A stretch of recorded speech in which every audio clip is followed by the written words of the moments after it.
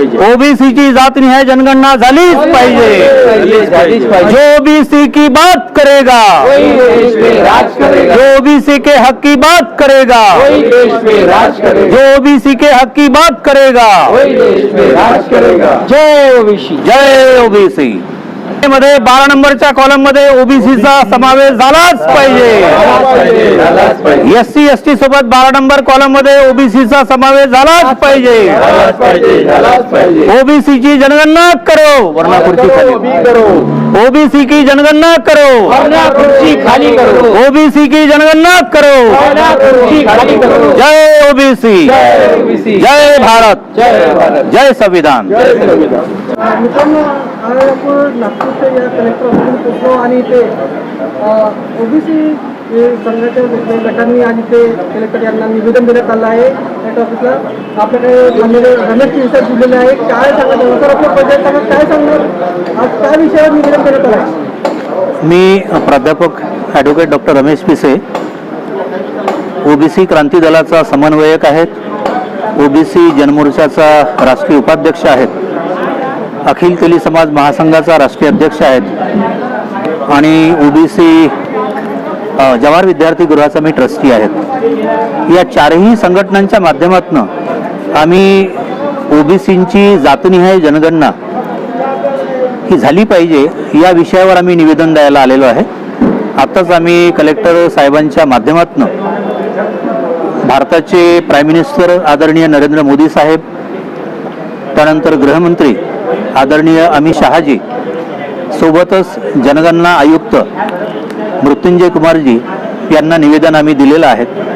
मुद्दा हा आहे की 1 मे पासनं ही जी भारताची जनगणनेचा जो प्रयोग सुरू झालेला आहे, परंतु जे राजपत्र प्रकाशित झालं त्या राजपत्रामध्ये जे 33 कॉलम आहेत त्या 33 कॉलममधल्या 12 कॉलममध्ये 12 नंबरच्या कॉलममध्ये एससी आणि एसटी यांच्या जातनिहाय जनगणनेचा उल्लेख आहे, परंतु ओबीसीच्या जातनिहाय जनगणनेचा उल्लेख नाही आहे। ओबीसींना इतरमध्ये टाकल्या गेलेला आहे।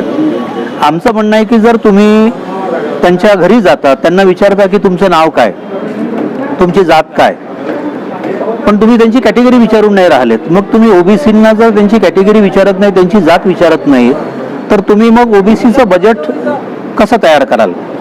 एससी एसटीची जर तुम्ही जातनिहाय जनगणना करता तर मग ओबीसीची का नाही? हा मुद्दा आहे।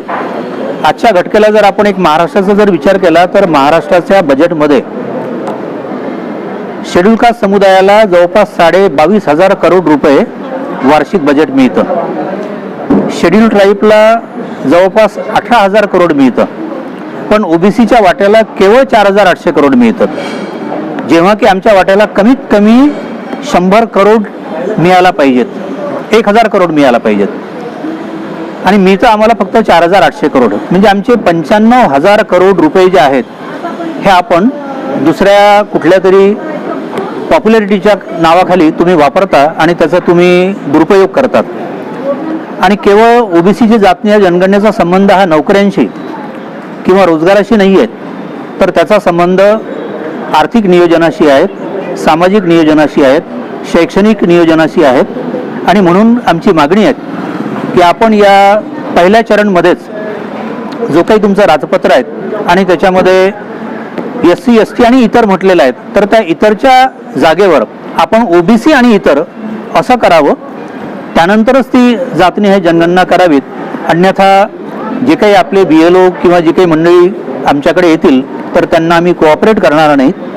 अर्थात कोऑपरेट न करणं हाही एक प्रकारचा गुन्हा आहे, परंतु शेवटी सरकार जे वारंवार वचन देतं परंतु ते आपल्या वचनाला पाळत नाहीत आणि देशाचे प्राईम मिनिस्टर हे स्वतः ओबीसी आहेत, त्यातल्या त्यात तेली प्रवर्गातले आहेत, तर त्यांनी आपल्या प्रवर्गाच्या आणि सर्व प्रवर्गाच्या हितासाठी या देशाचं खऱ्या अर्थाने जर सामाजिक लोकशाही जर प्रस्थापित करायची असेल तर जनगणना करणं आणि सर्व प्रवर्गाला त्यांच्या संख्येच्या प्रमाणामध्ये प्रतिनिधित्व देणं ही काळाची गरज आहे। म्हणून हे निवेदन आहेत आपल्या चॅनलच्या माध्यमातून आपण ही जनमानसापर्यंत ही आमची बाब पोचवावीत। धन्यवाद।